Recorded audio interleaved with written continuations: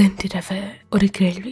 நீங்கள் எத்தனை முறை பழைய நினைவுகளுக்குள் திரும்பி போயிருக்கிறீர்கள்? அப்போது நான் வேறு விதமாக நடந்திருந்தால் இப்படி உங்களையே கேள்வி கேட்டிருக்கிறீர்கள். அப்படியானால் நீங்கள் மட்டுமல்ல, பலர் தங்கள் வாழ்க்கையை நிகழ்காலத்தில் வாழவில்லை, அவர்கள் கடந்த காலத்தில் வாழ்கிறார்கள்.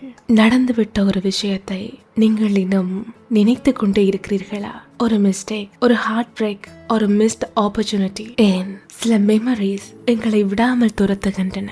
கடந்த காலம் ஒரு புத்தகம் போன்றது. அதை படிக்கலாம், அதிலிருந்து கற்றுக்கொள்ளலாம், ஆனால் அதற்குள் வாழ முடியாது. பல நேரங்களில் நாங்கள் இழந்த விஷயங்களை நினைத்து வருந்துகிறோம். அப்படி செய்திருக்கலாம், அந்த டிசிஷன் எடுத்திருக்க கூடாது என்ற மனதில் மீண்டும் மீண்டும் ஓடிக்கொண்டே இருக்கும். ஆனால் எங்களால் மாற்ற முடியாத ஒன்றை பிடித்து கொண்டு இருப்பது இன்றைய சந்தோஷத்தையும் பறைத்துவிடும்.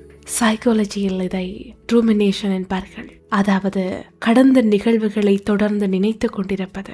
இது ஸ்ட்ரெஸ், சேட்னஸ் அண்ட் ஆன்சைட்டியை அதிகரிக்கலாம். ஹீலிங் ஆரம்பமாகிறது நடந்ததை அக்செப்ட் பண்ணும் போது. நீங்க உங்கள் பாஸ்ட் அல்ல, நீங்க செய்த மிஸ்டேக்ஸ் அல்ல, நீங்கள் இழந்த மனிதர்களும் அல்ல. அவை உங்கள் கதையின் ஒரு சாப்டர் மட்டுமே, முழு கதையல்ல. சில கதவுகள் மூடப்படுவதன் காரணம் புதிய கதவுகள் திறக்கப்படுவதற்காக. அதனால் கடந்த காலத்தை நினைவாக வைத்துக் கொள்ளுங்கள், வீடாக அல்ல.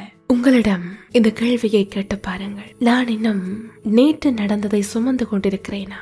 அப்படியானால் அதை மெதுவாக கீழே வையுங்கள். ஏனென்றால் அந்த சுமை உங்கள் எதிர்காலத்திற்கு தேவையில்லாதது என்று நிம்மதியாக தூங்குங்கள். நேற்றை மாற்ற முடியாது, ஆனால் நாளையை உருவாக்க முடியும். அதற்காக இன்று வாழ ஆரம்பியுங்கள். This is Mind Voice Podcast.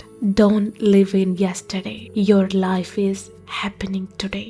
உங்களுடைய மனதில் இன்னும் இடம் பிடித்திருக்கும் ஒரு பழைய நினைவு என்ன? கமெண்ட் பண்ணுங்க.